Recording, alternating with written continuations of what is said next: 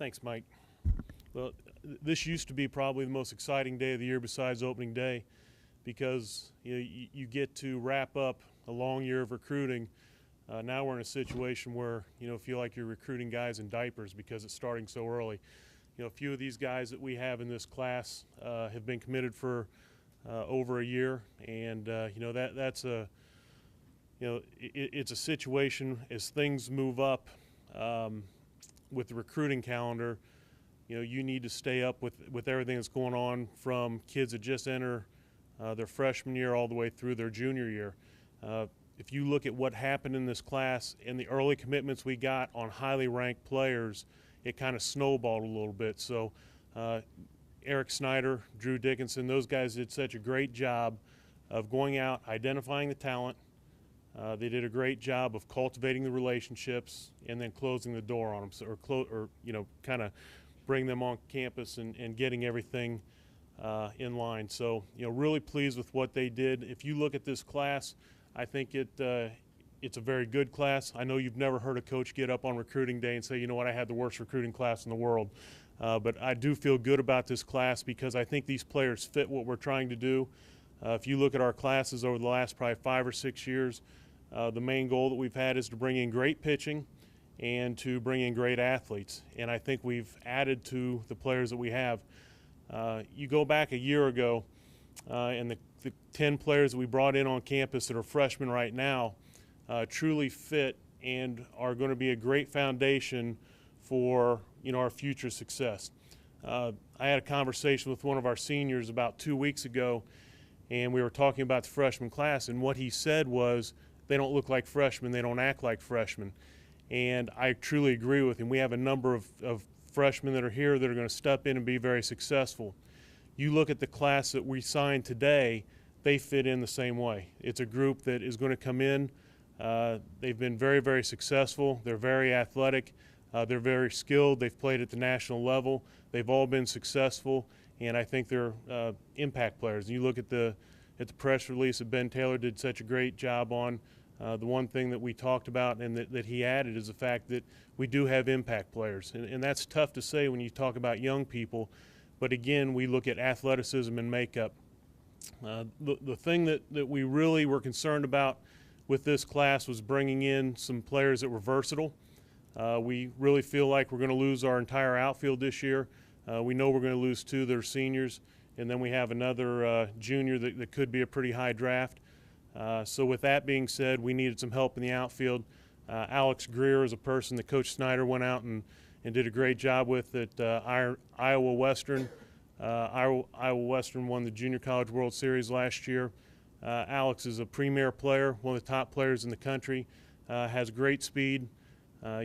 He's probably going to be the closest natural speed that we've had to Kyle Hudson since Kyle left, and I think that's very impressive. He also has power and throws well from the outfield.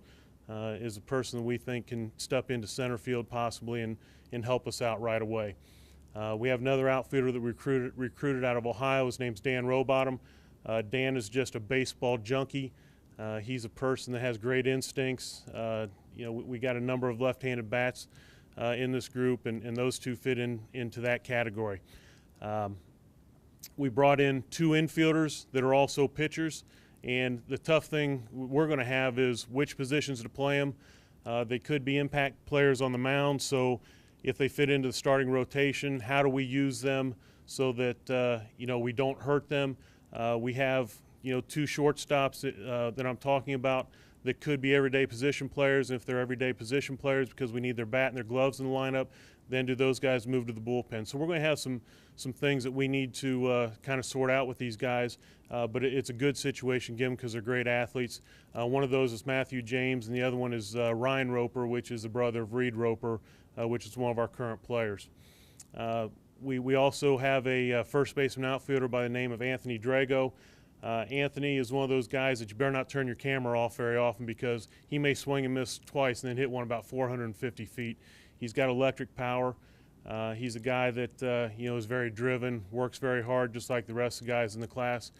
And then the one, I'm going to call him a true pitcher, because we recruited him as a primary pitcher, but may have one of the best swings of anybody coming in and just hits the ball over the ballpark is Cody Sedlock. Mark Johnson is from Rock Island Almond, so is Cody Sedlock. I think Cody's a better athlete than Mark, but I'll probably get put in a headlock and thrown on a table somewhere for saying that. But with Cody coming in, he brings a toughness to the team. I had a scout call me after we'd already gotten a commitment from him. The scout had never seen him, and he told me that he thinks he will be the top pitcher out of the state by the time the year is over because of his command and his breaking stuff. So, again, just really pleased with the class.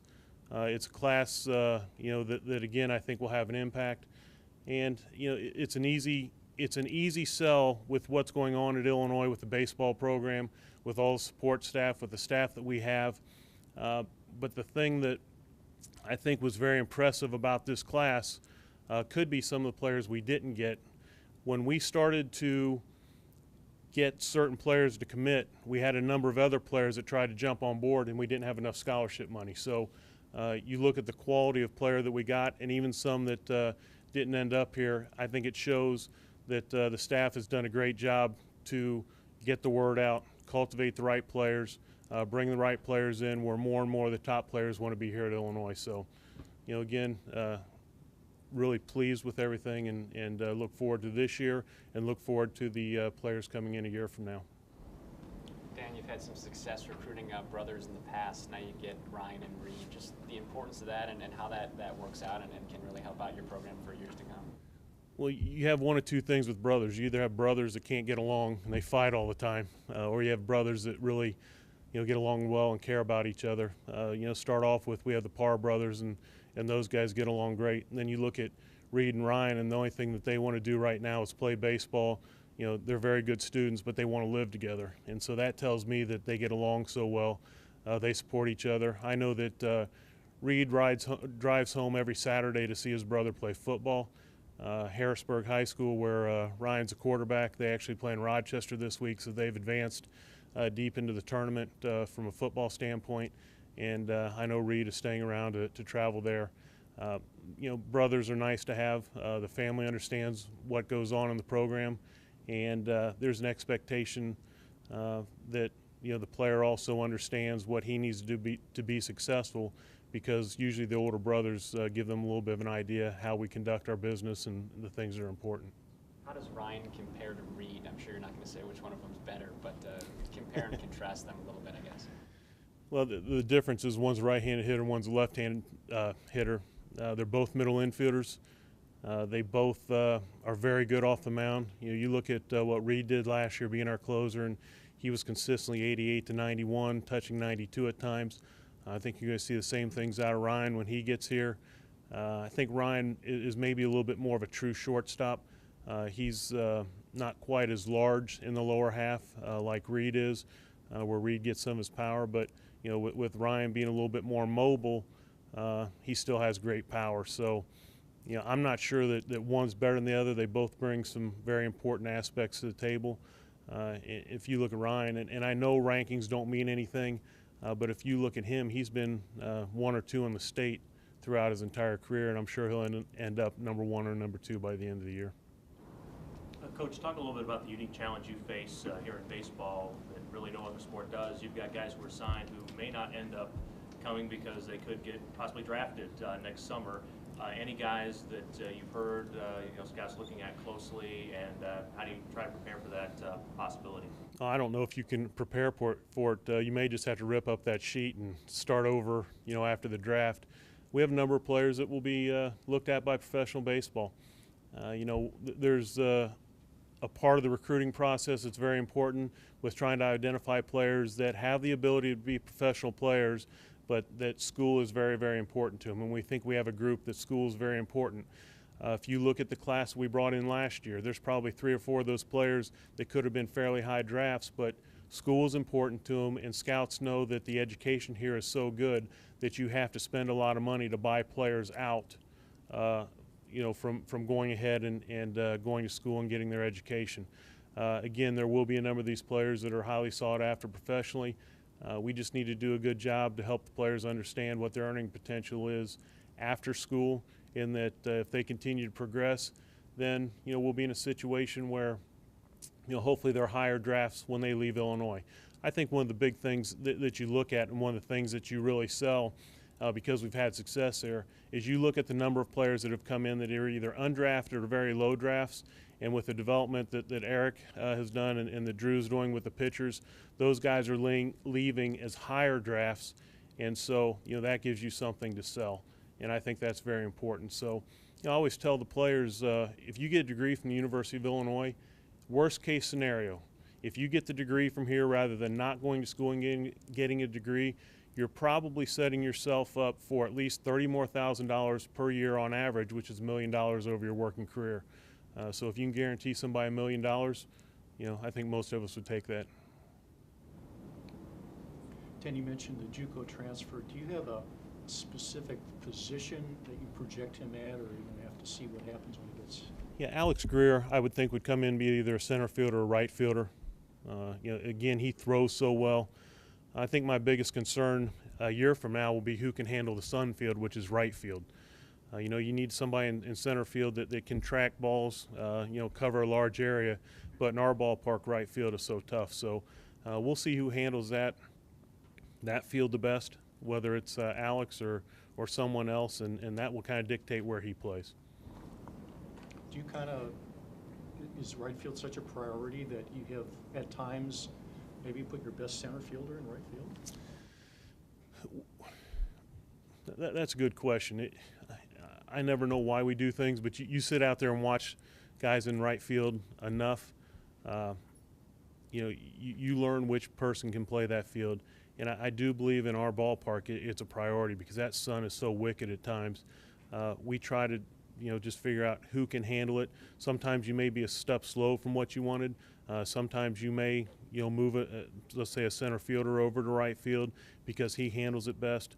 But it's something that's very important to us, and you just play the conditions that you are dealt. And so I can't say that we've ever moved somebody that we thought should play somewhere else, but we'll stick everybody over in right field and figure out who's the best.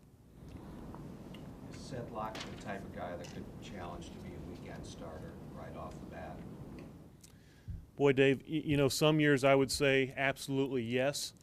I really believe our pitching is better than it's ever been, and we have a lot of young players that could take some of those roles this year.